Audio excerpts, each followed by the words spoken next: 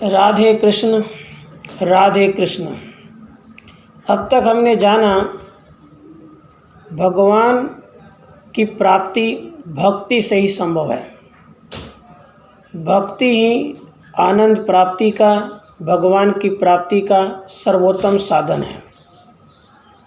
भक्ति एक साधना है जिसके तहत भक्त अनेक प्रकार से मन को अपने नियंत्रण में रखने का प्रयास करे। भक्त नित्य निरंतर अपने आप को भगवान श्री कृष्ण की शरणागति को प्राप्त हो, वह निर्विकल्प की प्राप्ति करे। निर्विकल्प का मतलब क्या है? संकल्प विकल्प से मुक्ति। शास्त्रों में कहा गया है, यदि भक्त निर्विकल्प हो जाए, अपने आप को संकल्प विकल्प से मुक्त कर ले और केवल अपने भगवान की तरफ ही अपना ध्यान केंद्रित कर ले, वह भगवान के शरणों में, भगवान के चरणों में अपने मन को टिका ले।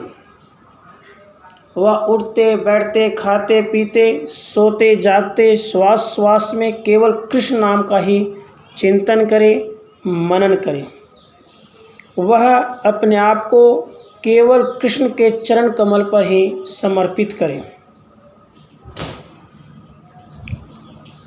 भक्त यह विचार करे कि यह सारा संसार संकल्प से ही उत्पन्न होता है तथा संकल्पहीन होते ही इस संसार का लय हो जाता है।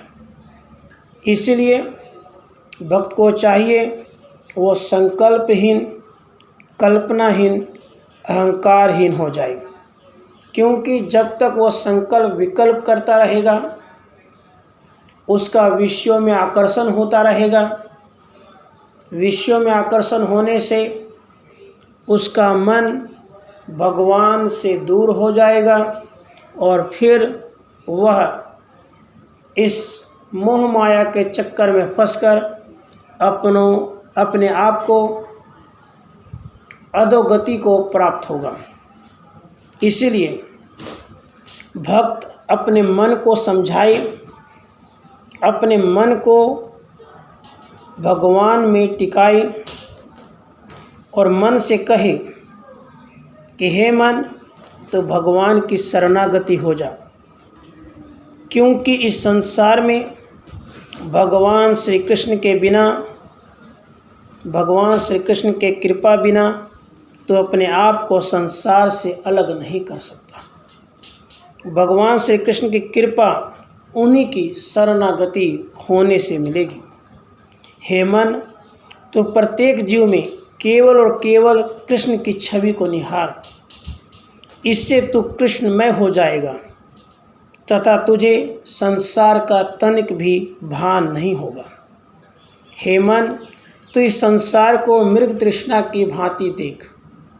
जैसे गर्मी में दोपहर के समय में मृग जब रेगिस्तान में देखता है चारों तरफ, उसे लगता है कि कहीं दूर पानी है, कहीं दूर पानी है, और वह प्यास से तड़पकर उस पानी को पीने के लिए दौड़ता रहता है। लेकिन जैसे ही वो वहाँ जाता है, वहाँ पर कोई पानी दिखाई नहीं देता, वहाँ कोई पानी नहीं मिलता।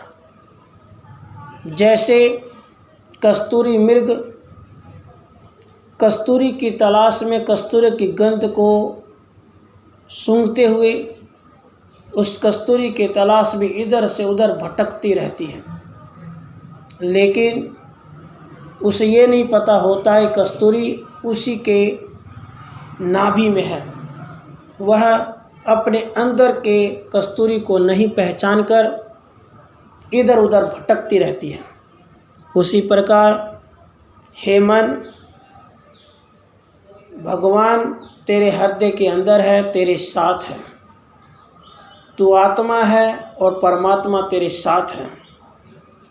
अपने हृदय में भगवान को देख और इस संसार को मृग तृष्णा की भांति समझकर भूल जा, जो वास्तव में है ही नहीं, केवल अज्ञान से ही यह दिखाई देता है। हे मन, तो इस संसार को काग के विष्ठा के समान मानकर त्याग दे, क्योंकि यह विष युक्त है। जैसे विष हमेशा नाश के लिए ही होता है, वैसे ही यह संसार के बंधन नाश के ही कारण है। हे मन, जब तक मोह के दलदल में तू फंसा रहेगा, तभी तक तुझे दुख का भान होगा। इसलिए मोह का सर्वथा नाश कर। तू कामनाओं का त्याग कर। चाह गई चिंता गई, मनुआ बेपरवाह, जिसकी रही न चिंता वो संतन के साथ। इसलिए हर प्रकार की चिंता को त्याग कर तो केवल अपने स्वामी, सबके मालिक, सर्वज्ञ, सर्वशक्तिमान, जो तेरा माता भी है, पिता भी है, बंधु भी है, सखा भी है, वही तेरा सब कुछ है, तो उसी का अंश है, वो तेरा अंशी है।